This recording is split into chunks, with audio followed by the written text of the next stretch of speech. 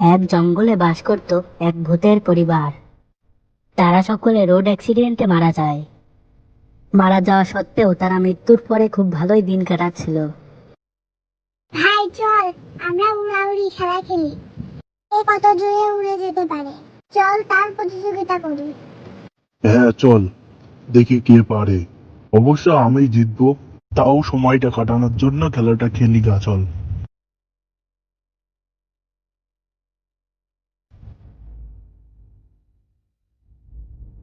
আমি 1 2 3 গুনবো।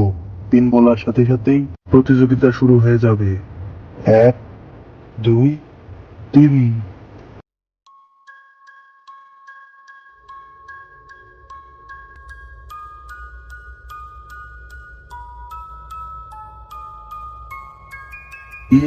আমি জিতে গেছি।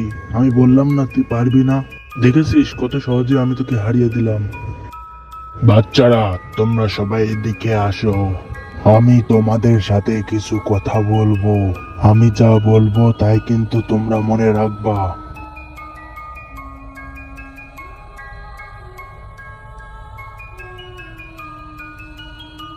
কি এমন জরুরি কথা বাবা যে আমাদের মনে রাখতে হবে? বলো তাড়াতাড়ি, আমরা আবার খেলা খেলতে যাব। শোন বাবা, বাইরের পরিবেশ পরিস্থিতি একেবারেই খারাপ। সকলেই আমাদের ব্যাপারে জেনে গেছে, তাই আমাদেরকে একটু সাবধানে থাকতে হবে। তোরা বাড়ির ভিতরেই থাকবি, কখনো বাইরে বেরাবি না, বুঝেছিস? কথাগুলো ভালো করে মনে রাখবি।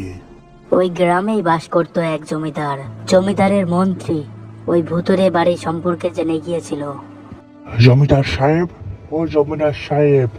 কি হলো মন্ত্রী, কি খবর নিয়ে এসেছো এই সময়? আবার নতুন কি খবর পেলে? আজকে জবর একটা সংবাদ আপনাকে দেব। ওই জঙ্গলের মাঝে একটা পরিবার বাস করত। কদিন আগেই তো সে পরিবার মারা গেল। আর তারপর থেকেই ওই গ্রামবাসীরা নাকি ওই বাড়ির ভিতর থেকে অনেক শব্দ, খেলাধুলার আওয়াজ এসব শুনতে পায়। তাই নাকি মন্ত্রী? তুমি তো জবর সংবাদ নিয়ে এসেছো। আচ্ছা, তুমি আর দেরি না করে ওই তান্ত্রিকের কাছে চলে যাও। তান্ত্রিকের কাছে গিয়ে তুমি ওই বাড়ি সম্পর্কে পুরো খুলে বলবা এবং তান্ত্রিককে ওই বাড়িতে নিয়ে যাবা। তারপর দেখবা ভূত কেমন করে পালায়। আচ্ছা মহারাজ, আমি এখনই তাহলে তান্ত্রিকের কাছে যাচ্ছি।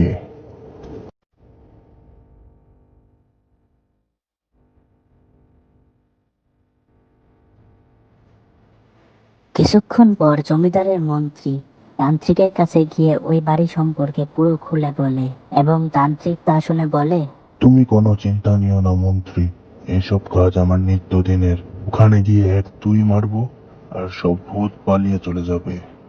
চলো, তোমার সাথে যাই। কোন বাড়িটা?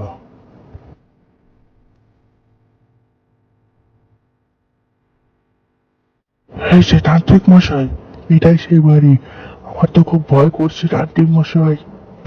আরে পাগল, ভয় পাওয়ার কিছুই নেই। আমি রয়েছি না তোমার সাথে? তুমি এই বাইরেই থাকো, আমি ভিতরে গিয়ে দেখছি। তুমি বাইরে আমার জন্য অপেক্ষা করবা। আমার কাজ সারা হয়ে গেলেই আমি চলে আসবো, বুঝেছো? কেনে আমার শরীরের ভিতরে কেমন লাগছে, মনে হচ্ছে কোনো অদ্ভুত শক্তি আমাদেরকে ঘিরে রেখেছে। আমাদের ক্ষতি করার লোকের তো অভাব নেই, তারপরেও যদি আমরা ভগবানের শরণে থাকি তাহলে কেউ আমাদের ক্ষতি করতে পারবে না। জীবনে আমরা কোনোদিন কারো ক্ষতি করিনি, কিন্তু লোকে কেন আমাদের সে ক্ষতি করে। আমি জানি ভালো লোকদের কখনো ভগবান ক্ষতি করতে দেয় না। ঠিকই বলেছ তুমি গিন্নি, কিন্তু চলো এখন ওদিকে যাই। কি ভূতেরা, আমার আবির্ভাব তোমরা বুঝেই গিয়েছো তাহলে? পালিয়ে যাচ্ছ আগে থেকেই। আমরা তোমার কি ক্ষতি করেছি? তুমি এত আমাদের ক্ষতি করতে উঠে পড়ে লেগেছো।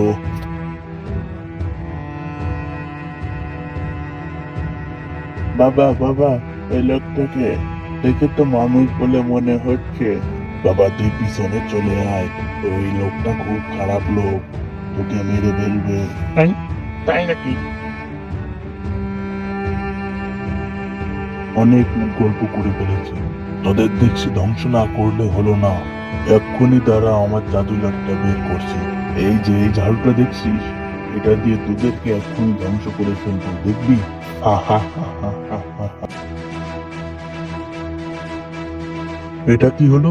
আমার জাদু তো কোনো প্রভাবই পড়লো না ওদের উপর। এবার কি করব? আমরা হলাম ভালো ভূত, আমরা কোনোদিন কারো ক্ষতি করিনি, তাই স্বয়ং ভগবান আমাদেরকে রক্ষা করেছে। এবার তুই মর।